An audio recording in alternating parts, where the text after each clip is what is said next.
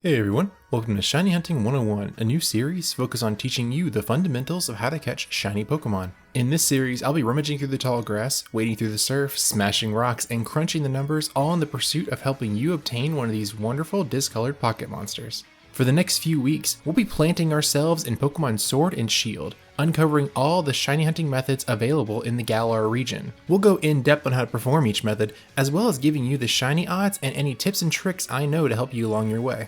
Looking over our list of options, Galar presents us with some premium methods for shiny hunting, and in today's lesson, we'll be going through wild encounters and all of its modifiers. Now to start us off, you may be asking, what actually is a shiny Pokemon? Well, a shiny Pokemon can be thought of as a Pokemon with a color variation from the rest of its species. This can range from bold and brash to belongs in the trash, but more than a color variation, they're a symbol of your mastery of these methods. Now let's get started. Wild encounters. What are they? What are the odds? And what tips do you got for me? As you would have guessed, wild encounters are just that, running into Pokemon out in the wild, grass-laden overworld of Galar. In this method, you'll be aiming to continually run into and either battle or run away from your chosen Pokemon over and over until you finally find your shiny.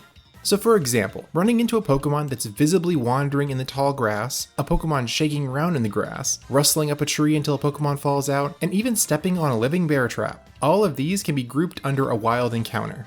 The odds for encountering a shiny Pokemon in a wild encounter are 1 in 4,096 at their most base of value, with this chance increasing to 1 in 1,365 if you're holding onto a shiny charm. Click the link on screen if you want a tutorial on how to get the shiny charm in-game.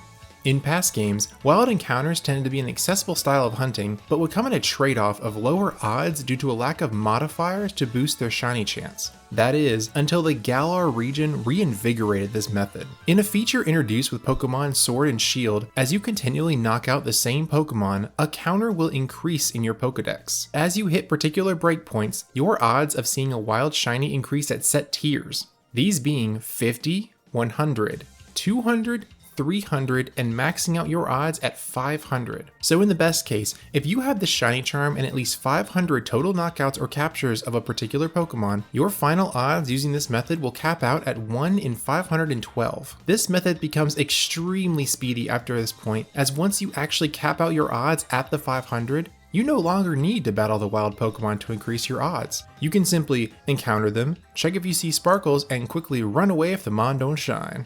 Now that we have the base information covered and we know our odds, let's go over some tips you can use when going into wild encounters. Before you head out into the field, figure out what shiny Pokemon you want. That will be your target Pokemon. For the stacking tier benefits of the Galar encounter system to work, you'll want to try your hardest to only run into that particular Pokemon during your hunt. That way, you'll get to those higher tier odds as fast as possible. The location you hunt in and how the Pokemon moves in that area are both important factors to consider while researching your hunt. For example, let's take Rookidee. This Pokemon can be easily found by merely walking into Route 1. This is a quick walk away from a Pokemon Center and appears as a wandering Pokemon at that. Compare that to an encounter hunt for the Pokemon Phalanx. Phalanx is found on Route 8, and while it has a set location where it can appear, you have to navigate the twisting labyrinth that is this route to encounter all of them. Phalanx is one maybe better suited for breeding. Abilities can produce unwanted complications in your hunts through random statuses or damage that you didn't anticipate. Most of the time, a random status or extra chip damage won't cause much issue when put onto your team, but the randomness when dealing with shinies is never a good thing.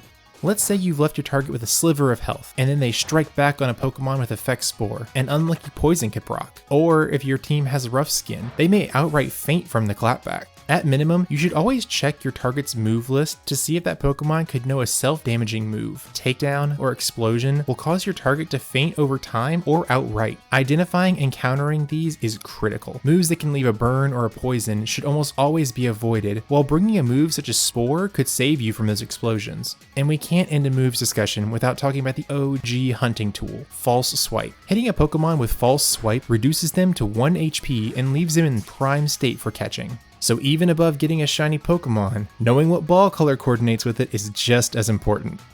Okay, so maybe it's not absolutely important, but your choice of Pokeballs is good to consider before venturing out on your hunt. If you'll be going after a Pokemon that lives on the water, bring some net and dive balls. Or if you'll be battling in a cave, bring a bag of dusk balls. Having the best ball for your situation can make securing that catch all the easier. But if you did want to color coordinate, here's all the in-game balls available in Sword and Shield. You know, just in case. Lastly, charms are your best friend when hunting for shiny Pokemon. Both the catching and shiny charm can be received from the game director in the Scherzer Hotel, with the catching charm increasing how often you get a critical capture, and the shiny charm boosting your base odds of encountering shinies outright. In the description below, I've linked some useful tools you can use for researching your target Pokemon's location in Galar, as well as their abilities and moves that they can use against you. And that wraps up my list of tips. Hopefully these will help you on your way to getting your first shiny or reinforced the knowledge that you already had. I feel confident in saying that everyone who has played Pokemon has used this method. If you've ever stepped into a wild patch of grass or walked into a Pokemon, you've been in a wild encounter, and in that moment, you had that slim chance at a wild shiny. Encounters have always been approachable, and with the stacking tier modifier, Galar finally helped flesh them out into a true shiny hunting method. And with that, today's lesson on wild encounters is all wrapped up. I appreciate you all stopping by for this episode of Shiny Hunting 101. Check back next week where we'll be baiting our hooks and going in depth on chain fishing. If you guys found this video helpful or you learned something, leave a like and make sure to subscribe and ding that bell so you know when the next lesson comes out. A final thank you to all new and returning subs and to all of you watching this video. I've been JP Firepledge and I'll see you in the next session. Class dismissed.